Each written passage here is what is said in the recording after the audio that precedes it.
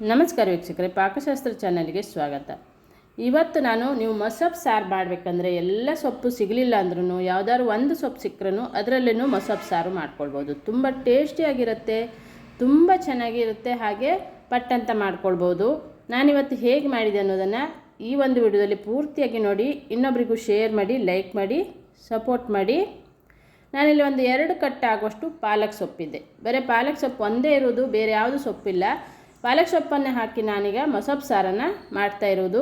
ತುಂಬ ಚೆನ್ನಾಗಾಗುತ್ತೆ, ತುಂಬ ಟೇಸ್ಟಿಯಾಗಿಯೂ ಇರುತ್ತೆ. ಮುದ್ದೆಗೂ, ಚಪಾತಿಗೆ, ರೋಟಿಗೆ, ಅನ್ನಕ್ಕಂತೂ ಸೂಪರ್ ಕಾಂಬಿನೇಷನು.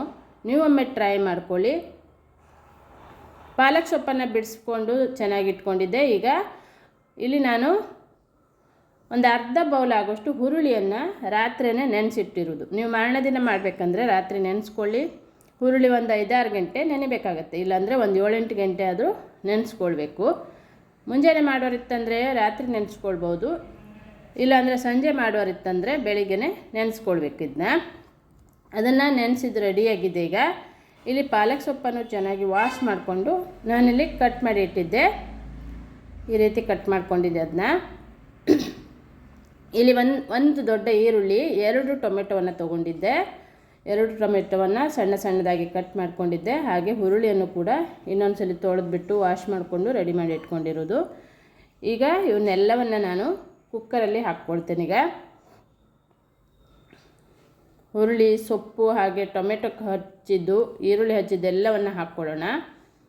ಸ್ವಲ್ಪ ಬೆಳ್ಳುಳ್ಳಿಯನ್ನು ಹಾಕ್ಕೊಳ್ಬೇಕು. ಒಂದು 7-8 ಎಸಳು ಬೆಳ್ಳುಳ್ಳಿಯನ್ನು ಹಾಕಿದ್ದೆ. ಬೆಳ್ಳುಳ್ಳಿ ಸ್ವಲ್ಪ ಜಾಸ್ತಿನೇ ಹಾಕ್ಕೊಂಡ್ರೆ ಚೆನ್ನಾಗಿರುತ್ತೆ. 2 ಹಸಿಮೆಣಸಿನ್ಕಾಯನ್ನು ಹಾಕಿದ್ದೆ.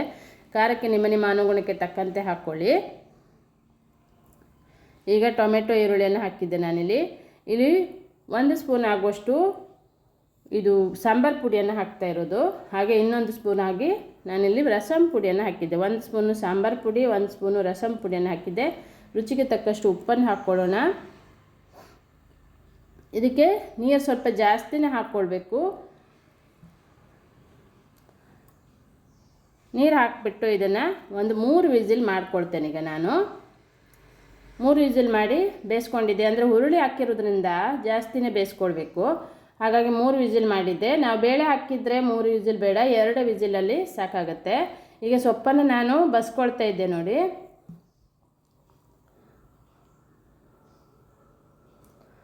ತುಂಬ ಸಿಂಪಲ್ ಆಗಿರುತ್ತೆ, ತುಂಬ ಟೇಸ್ಟಿಯಾಗಿಯೂ ಇರುತ್ತೆ. ನಮಗೆ ಎಲ್ಲ ಸೊಪ್ಪು ಸಿಗಲಿಲ್ಲ ಅಂದಾಗ ಯಾವುದಾದ್ರು ಒಂದು ಸೊಪ್ಪು ಸಿಕ್ಕರೂ ಈ ರೀತಿ ಮಾಡ್ಕೊಳ್ಬೋದು. ಹುರುಳಿನೂ ಆರೋಗ್ಯಕ್ಕೆ ತುಂಬ ಒಳ್ಳೆಯದು. ಈಗ ನಾನಿಲ್ಲಿ ಮಿಕ್ಸಿ ಬೌಲಿಗೆ ಹಾಕ್ಕೊಳ್ತೇನೆ. ಇದಕ್ಕೆ 1 ಸ್ಪೂನ್ ಜೀರಿಗೆ ಹಾಕ್ಕೊಂಡಿದ್ದೆ. ಹಾಗೆ ಅರ್ಧ ಸೊಪ್ಪನ್ನು, ಸೋಸಿರುವಂಥ ಅರ್ಧ ಸೊಪ್ಪನ್ನು ಇದ್ರ ಜೊತೆ ಹಾಕ್ಕೊಂಡಿದ್ದೆ. ಈಗ ನಾನು ಇದನ್ನು ರುಬ್ಕೊಂಡು ತರೋಣ. ನೋಡಿ, ಇದು ರುಬ್ಬಿದ್ದು ರೆಡಿಯಾಗಿದೆ. ಈಗ ಉಳಿದ ಅರ್ಧ ಸೊಪ್ಪನ್ನು ಸ್ವಲ್ಪ ಹಾಗೆಯೇ ಸೌಟಲ್ಲಿ ಅದನ್ನು ಸ್ವಲ್ಪ ಸ್ಮ್ಯಾಶ್ ಮಾಡಿಕೊಂಡ್ರೆ ಸಾಕು.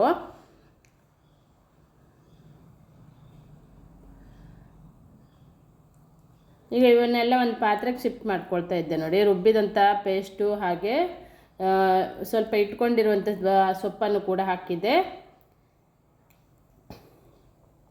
ಹಾಕ್ಬಿಟ್ಟು ಸೋಸ್ಕೊಂಡಂಥ ನೀರನ್ನು ಕೂಡ ಹಾಕ್ಕೊಳ್ಳೋಣ. ಈಗ ನಮಗೆ ಎಷ್ಟು ನೀರು ನೋಡಿಕೊಂಡು ಹಾಕ್ಕೊಳ್ಬೇಕು. ತುಂಬ ತೆಳ್ಳಗಾಗೋದು ಬೇಡ, ತುಂಬ ದಪ್ಪನೂ ಬೇಡ, ಮೀಡಿಯಮ್ ಆಗಿದ್ದರೆ ಸಾಕಿದು.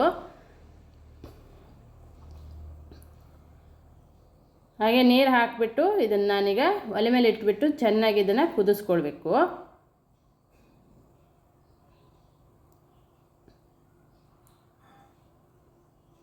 ಈಗ ಇದನ್ನು ಚೆನ್ನಾಗಿ ನೀರೆಲ್ಲ ಹಾಕಿಬಿಟ್ಟು ಕರೆಕ್ಟಾಗಿ ಇಟ್ಕೊಂಡಿದ್ದೆ. ಈಗ ಒಲೆ ಮೇಲೆ ಇಟ್ಟು ಇದನ್ನು ಚೆನ್ನಾಗಿ ಕುದಿಸ್ಕೊಳ್ಳೋಣ.